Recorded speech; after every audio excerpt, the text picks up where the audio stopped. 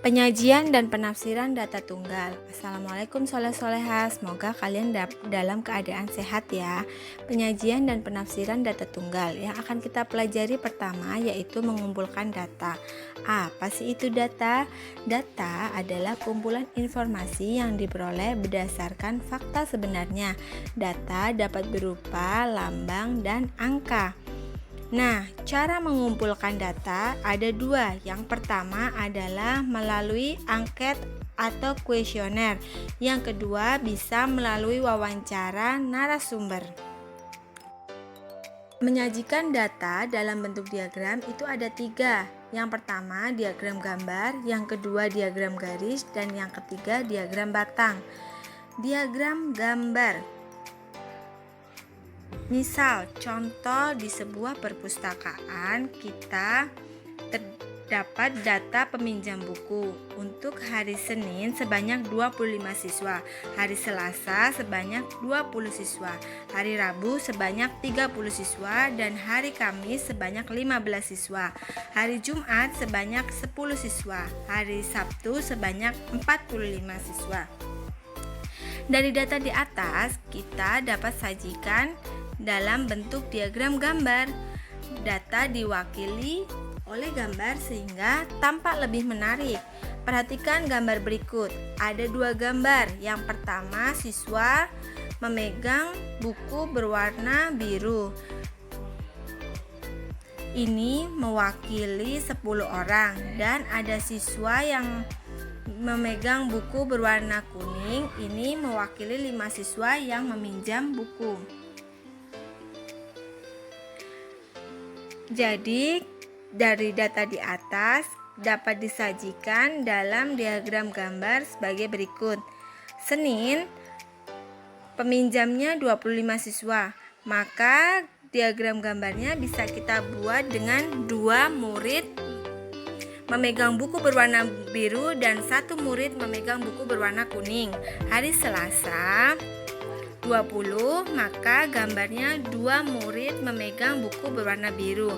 Hari Rabu 30, berarti gambarnya 3 siswa memegang buku berwarna biru.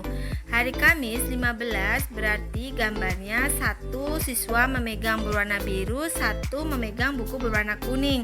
Untuk hari Jumat 10 yang meminjam, berarti gambarnya 1 siswa memegang buku berwarna biru. Untuk hari Sabtu 45 siswa, berarti gambarnya 4 siswa memegang buku berwarna biru dan 1 siswa memegang buku berwarna kuning. Dan seperti inilah diagram gambar untuk data peminjaman buku di perpustakaan. Nah, yang kedua adalah diagram batang. Apa itu diagram batang? Diagram batang adalah diagram yang berbentuk grafik yang menunjukkan angka dalam bentuk persegi panjang. Contoh, ada data profesi orang tua siswa kelas 5 di SD Nusantara 1, PNS 8 orang, TNI 5 orang, petani sebanyak 12 orang, guru sebanyak 3 orang, wira swasta sebanyak 2 orang. Kita akan sajikan dalam bentuk diagram batang. Nah, inilah diagram batang profesi orang tua siswa kelas 5. Berikut adalah diagram batang profesi orang tua siswa kelas 5. Untuk PNS ada 8, jadi untuk garis yang mendatar itu diisi dengan pekerjaan atau profesi orang tua siswa. Lalu untuk garis yang tegak diisi oleh jumlah orang tua siswa. Jadi di sini PNS ada 8, TNI ada 5, kemudian petani ada 12, guru ada 3, dan wira swasta ada 2.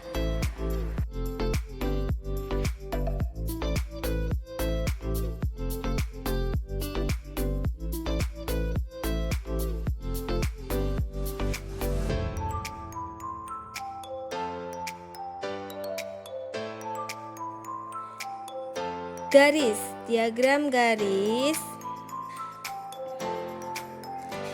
Apakah itu diagram garis? Diagram garis adalah diagram yang digunakan untuk menyajikan data yang didapat dari waktu ke waktu secara teratur dengan jarak waktu tertentu. Umumnya untuk melihat perkembangan atau pertumbuhan dari sesuatu secara berkelanjutan. Sebagai contoh, ada seorang siswa bernama Lani yang akan menimbang berat badannya untuk mengetahui perkembangannya secara 5 tahun. Catatan Lani ketika mencatat berat badannya ketika umur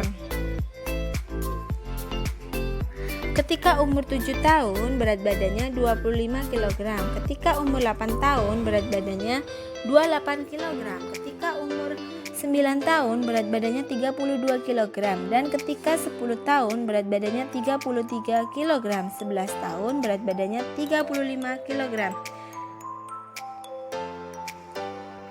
Berikut membuat diagram garis.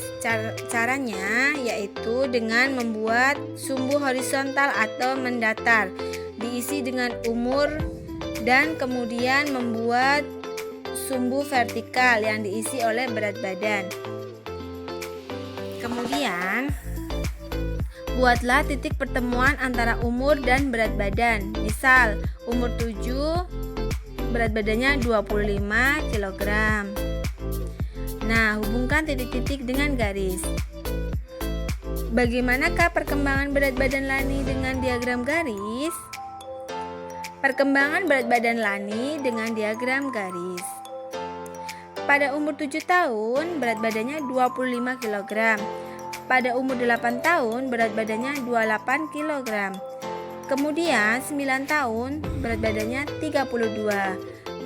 Pada umur 10 tahun berat badannya 33, dan pada 11 tahun berat badannya 35 kg.